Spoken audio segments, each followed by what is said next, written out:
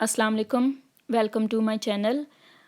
आज हम लोग बात करेंगे बायोलॉजिकल मेथड के ऊपर और हम लोग डिस्कस करेंगे ऑब्जर्वेशंस के बारे में, हाइपोथेसिस के बारे में और हाइपोथेसिस को बनाने के दो तरीके, डिडक्टिव रीजनिंग और इंडक्टिव रीजनिंग के ऊपर।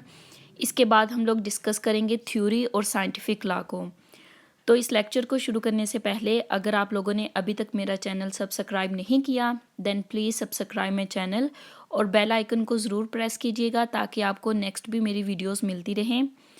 तो स्टार्ट करते हैं लेक्चर।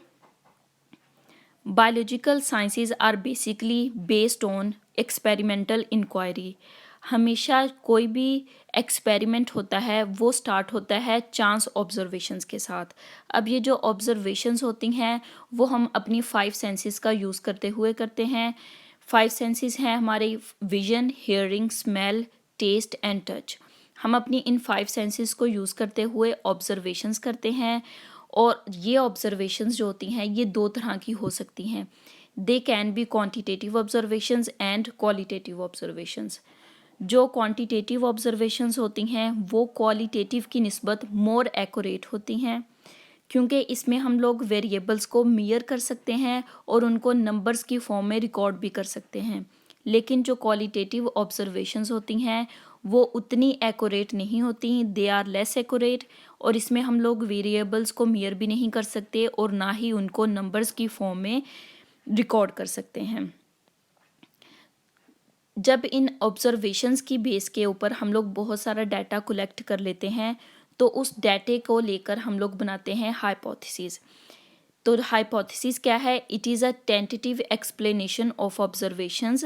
एक ऑब्जर्वर जब ऑब्जर्वेशंस करता है तो वो अपने सारे डाटे को ऑर्गेनाइज करता है और उस डाटा की बेस के ऊपर, अपने एक्सपीरियंस की बेस के ऊपर वो एक स्टेटमेंट बनाता है। उस स्टेटमेंट को कहते हैं हाइपोथेसिस।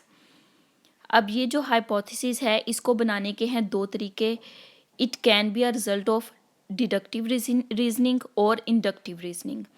तो सबसे पहले हम लोग देखेंगे कि डिडक्टिव रीजनिंग क्या होती है। Deductive reasoning always moves from general to specific, यानी इसमें हम लोग क्या करते हैं, हम लोग जनरल अजम्पशंस को देखते हैं और उनकी बेस के ऊपर हम लोग एक स्पेसिफिक कंक्लूजन ड्रा करते हैं। इसमें हम लोग लॉजिक यूज़ करते हैं इफ़ और देन का।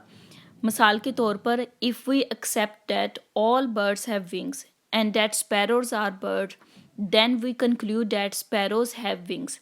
इसका क्या मतलब हुआ कि अगर हम लोग इस चीज़ को मानते हैं कि तमाम परिंदों के पर होते हैं तो फिर स्पैरो भी एक परिंदा है, तो फिर स्पैरो को भी इसका मतलब पर होने चाहिए और पर होंगे। यानी क्या हुआ, हम लोगों ने पहले जनरली बात की तमाम परिंदों के बारे में और फिर हम लोगों ने उस जनरल अजम्पशन की बेस के ऊपर एक कंक्लूजन ड्रा किया कि जब तमाम परिंदों के पर हैं तो एक स्पैरो जो है, जो ये हमारे पास अब एक स्पेसिफिक कंक्लूजन है कि एक स्पैरो जो है फिर उसके भी पर होंगे। इसी तरह if all green plants require sunlight for photosynthesis then any green plant when placed in dark would not synthesise glucose. यानी तमाम सब्ज़ पौधे, उनको सूरज की रोशनी की ज़रूरत होती है फोटोसिंथेसिस के लिए, तो कोई भी ग्रीन प्लांट अगर उसको डार्क में रख दिया जाएगा तो फिर वो फोटोसिंथेसिस नहीं कर सकेगा और वो ग्लूकोज नहीं बना सकेगा। नेक्स्ट है इंडक्टिव रीजनिंग। जो इंडक्टिव रीजनिंग है ये डिडक्टिव रीजनिंग के अपोजिट है। वो जनरल से स्पेसिफिक थी, लेकिन यहाँ पे क्या होता है, इसमें हम लोग पहले स्पेसिफिक को देखते हैं, यानी it moves from specific to general. हम लोग पहले स्पेसिफिक ऑब्जर्वेशंस को देखते हैं, it begins with specific observations और उसकी बेस के ऊपर हम लोग एक जनरल प्रिंसिपल ड्रा करते हैं। फॉर एग्जाम्पल, जो हम लोगों ने पीछे एग्जाम्पल ली है, अगर उसी को हम लोग इंडक्टिव के तौर पर लें तो उसको कैसे लेंगे, इसमें हम लोग कहेंगे कि if we know that sparrows have wings and are birds and we know that eagle, parrot and crow are birds then we conclude that all birds have wings. यानी हम लोगों ने पहले स्पेसिफिक बात की है एक स्पैरो के बारे में कि स्पैरो के विंग्स हैं, इसी तरह एक दो और परिंदों का हमने जिक्र किया कि ईगल, पैरट और क्रो जो है उनके भी विंग्स हैं और ये सारे परिंदे हैं। तो फिर इसका मतलब बाकी सब परिंदों के भी पर होंगे। यानी इसमें हम लोगों ने पहले स्पेसिफिक बर्ड की बात की और उसके बाद हम लोगों ने उससे एक जनरल अजम्पशन, एक जनरल कंक्लूजन ड्रा किया कि इसका मतलब है फिर सब परिंदों के ही पर होंगे। तो नेक्स्ट आ जाता है थ्योरी। जब एक हाइपोथेसिस जो हम लोगों ने पीछे बनाई है उसको हम लोग उसके ऊपर बहुत से टेस्ट करते हैं, उसको बहुत सारे टेस्ट में से गुजरना पड़ता है।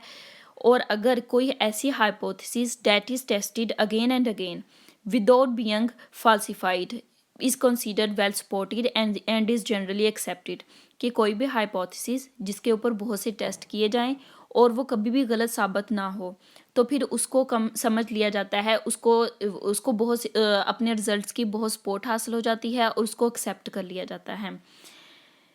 This may be used for formulating further hypothesis.